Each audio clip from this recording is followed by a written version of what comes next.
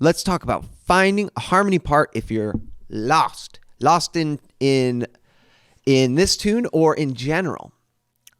Try to find the third chord tone of whatever chord you're on. And so usually that's just referred to as the third of the chord. So at the beginning of Amelia's Waltz, we have a D chord. But to find the third, we would start labeling the root of the chord as 1. And then we go up from there. So D, 2, 3, and we land on F sharp. So our first pitch for our harmony would be an F sharp pitch. However, the melody is in this little lower register. So I would suggest to choose that nice high F sharp for the third of the chord. And so then you get two measures or bars of D. And then we move on to a B minor chord. So in a minor chord, we don't really need to know this for right now, but the third is lowered down a half step. What we do need to know is that we stay on the pitches that belong to D major scale. So if it's a B, if we start on B, because our rule is going to be start on the root of the chord, just start on B and count the pitches that belong in D major. B is going to be 1, C sharp, D, and voila, we land on, we should be on a B minor chord right here. We land on this melancholy sound. That's the third of that chord. So next, let's just move right on so you can start to notice the pattern rather than be super mindful of exactly everything what we're doing. Start on F sharp. We're doing an F sharp minor. F sharp, G, A. So we're going to land on an A note. So now let's play those back. So we got an F sharp, B. And then I would like to stay up high because the melody is down in this middling register. So let's find a high A note. So let me get some notes on the screen here. We got 1, 1, 2, 3.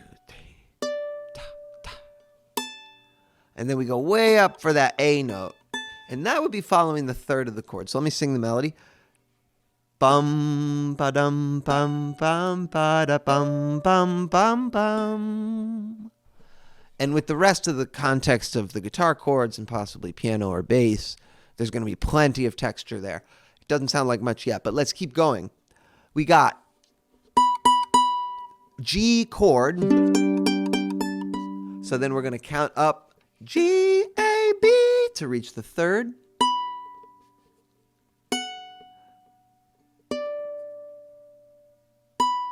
And I just played on the next 4 bars. So that would be,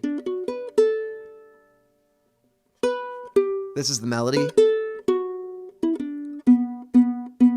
Okay, so our harmony part would be a third, a third, a third, and a high third. Or you could go even down to this note, this B note for your G chord. So as you get accustomed to this, your brain will just kind of start tracking and use your metronome and slow repetitions to say, okay, this is a G chord, so I need G, A, B in advance of when that real time is happening in the music. So as you're playing a measure in your mind, if you're on a metronome, you can conceptualize how much time do I have to think about the next chord? What note am I going to hit and where is that going to land on my fingerboard? And as you get into this habit, with a few repetitions and playing along to a backing track, for example, it will start to sound melodious or harmonious, I should say, and you'll be well on your way.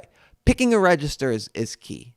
And then the next stage would be not just staying on the third, but using good voice leading.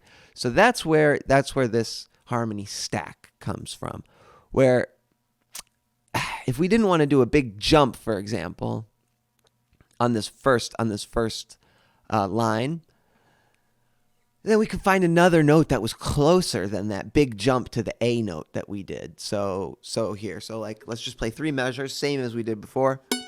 da dum da ya dum da da da dum da da da. Ah, now that note makes more sense. I picked out this C sharp note because it's voice leading down from the D note that I just played. So there is the stage 2. After you have an idea of how to track along with a certain pitch within the chord, for our rhythm players, that's probably going to be the root because they are playing a bass note. But for us fiddle players, selecting that third of the chord is going to draw out the character and the sweet sound or the melancholy sound. And then from there, you can make your own parts that have voice leading in them.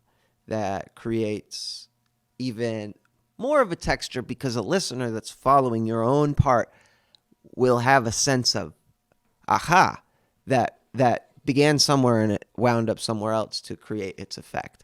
All right, but all these notes are going to blend together, so practice finding the third. And good luck. Send us a question if you need any help. Thanks for watching.